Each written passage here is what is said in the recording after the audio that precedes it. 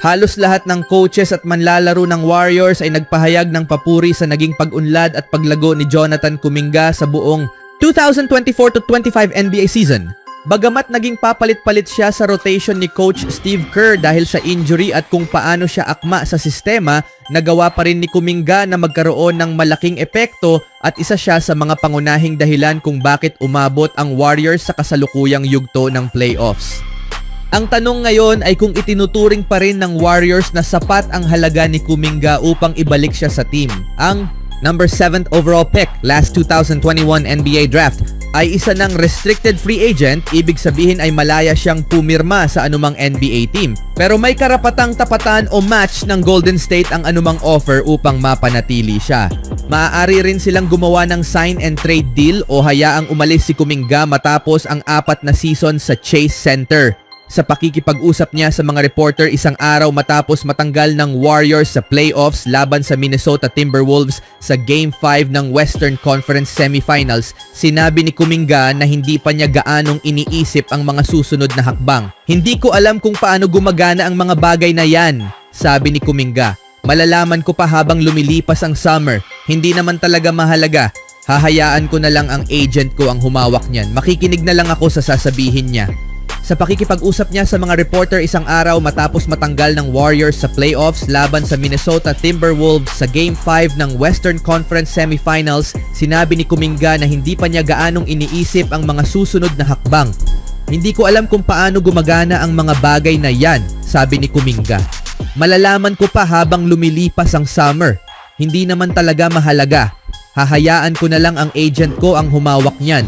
Makikinig na lang ako sa sasabihin niya. Sinasabihan ko lang siya na huwag magmadali. Ako rin hindi magmamadali. Mag-iisip muna ako ng gagawin ko sa araw ko dahil naboboard ako. Maagang nagtapos ang postseason ng Warriors at malaking salik dito ang hamstring injury na natamo ni Stephen Curry sa Game 1 laban sa Timberwolves. Tinulungan ni Kuminga na punan ang kakulangan at nagtala ng average na 24 na puntos kada laro sa huling 4 na laban ng serye, isang inspiradong performance sa playoffs kung saan ipinamalas niya ang pambihirang athleticism niya. Para sa isang manlalarong maraming pinagdaanan, mataas at mababang yugto ng karera, ang ipinakita ni Kuminga ngayong playoffs ay patunay kung gaano siya kahalaga kapag nasa tamang kalagayan. Sa tingin ko, malaki ang itinubo niya, sabi ni Curry. Hindi naging madali para sa kanya sa totoo lang, pero inayos niya ang sarili niya para lang gumaling at pinilit niyang maging mas maayos na bersyon ng sarili niya sa paraan ng paglalaro niya. Hinahangaan ko kung paano siya laging handa. Yung ginawa niya sa huling mga laro, hindi madaling gawin yan. Hindi mo alam kung tatawagin ka tapos bigla kang lalaro at aakyat sa ganong antas sa sarili mong bilis.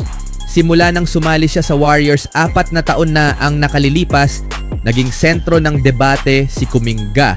May mga sumusuporta dahil sa likas niyang athleticism, ngunit may mga bumabatikos din dahil sa mga injury at hindi consistent na performance. Bilang bonus sa husay niya ngayong playoffs, si Kuminga ang naging pinakabatang manlalaro sa kasaysayan ng franchise na nakapagtala ng 20 puntos o higit pa sa 3 sunod-sunod na playoff games bilang bench player. Iniulat ng The Athletic nitong araw na mas malamang na gumawa ang Warriors ng sign and trade deal para kay Kuminga, bagamat mas gusto ni Draymond Green na manatili siya sa Golden State.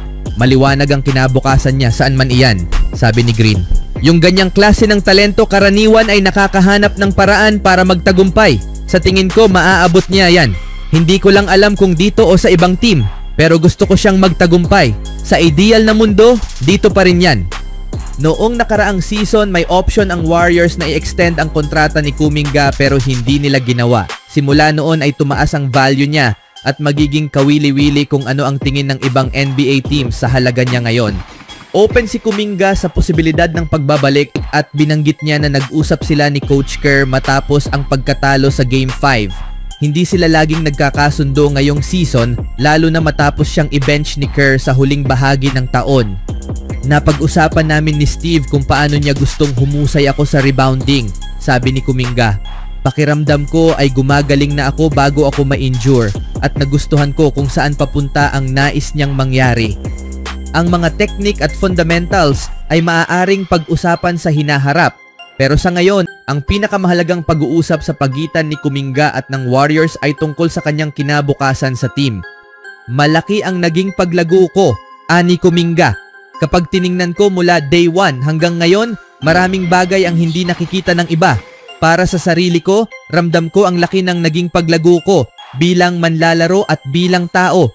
Tungkol naman sa pananatili sa Warriors, bahagya lamang siyang kumibit balikat. Hindi ko pa alam, kailangan ko pang alamin, sabi ni Kuminga. Kakatapos lang naming maglaro kahapon, hindi ko alam kung ano ang mangyayari sa hinaharap. Mahaba pa ang summer para pag-isipan ito. Speaking of hinaharap, sa harap ng isa na namang mahalagang off-season para sa Golden State Warriors, ang pagiging free agent ni Gary Payton ay isa sa mga pangunahing usaping dapat bantayan. Si Payton, isang 32 taong gulang na kilala sa kanyang kahusayan sa depensa, ay nagpahayag ng kagustuhang ipagpatuloy ang kanyang karera kasama ang Golden State kahit pa bumaba ang kanyang minuto at produksyon sa postseason. Tinalakay ni Payton ang tungkol sa kanyang kinabukasan sa NBA ngayong linggo at malinaw niyang ipinahiwatig na ang pagbabalik sa Warriors ang kanyang prioridad. Ang veteranong guard, na kilala sa kanyang pambihirang depensa, ay nagbitiw ng pahiwatig na umaasa siyang manatili sa koponan sa kabila ng mga tanong tungkol sa kanyang limitadong papel at oras ng paglalaro sa postseason. Nakausap ni Payton si Ohm Misuk ng ESPN at sinabi niyang nais niyang ipagpatuloy ang kanyang karera sa Golden State ayon sa isang post ni Young Misuk sa X na former Twitter. Sana makatakbo pa ako ng ilan pang taon sa ilalim ng bagong kontrata. Alam nila kung ano ang nararamdaman ko at haharapin ko ang free agency araw-araw. Muling iginiit ni Payton ang kanyang pagmamahal sa Warriors at sinabing, "Mahal kong maglaro dito at para kay Steve Kerr." Ipinapakita ng pahayag na ito ang malinaw na katapatan ni Payton sa Golden State at ang kanyang kaginhawaan sa sistema ng Warriors ni Kerr. Nakahanap siya ng kanyang papel bilang maaasahang tagapagtanggol sa perimeter na madalas gamitin upang bantayan ang mahuhusay na scorer sa mga crucial na sandali. Sa kabila ng kanyang halaga sa depensa, patuloy ang mga tanong tungkol sa kakulangan ni Payton sa opensa at pagiging injury prone. Sa maikling pagtakbo ng Warriors sa playoffs, 6 na minuto lang ang nilaro ni Payton sa Game 5 laban sa Minnesota Timberwolves at naka-score lamang ng kabuuang 13 puntos sa buong serye. Ang limitadong epekto na ito ay maaaring makaapekto sa desisyon ng pamunuan ng Warriors. Ang kanyang magandang samahan kina Stephen Curry at Draymond Green ay nananatiling isang positibong punto, ngunit sa pagtanda ng pangunahing core ng team at pagtaas ng gastos, maaaring unahin ng Golden State ang flexibility. Bumaba ang playoff usage ni Payton sa 17 minuto kada laro sa loob ng 11 laro at isang beses lang siya umabot sa double digits sa scoring. Gayunpaman, ang kanyang 57.4% shooting percentage at mataas na basketball IQ sa depensa ay posibleng maging dahilan para maging mahalagang depth option siya kung pipiliing muling papirmahin siya ng Dubs. Maging bumalik man siya o lumipat ng koponan, ang free agency ni Payton ay tiyak na isa sa mga aabangan habang umuusad ang off-season ng NBA. Ano sa tingin niyo mga kaibigan kay Gary Payton? Even when you feel low, you can still go. Even when you feel slow, you can still go. Even when there's no hope, you can still go. I never answer to no, man, I still go.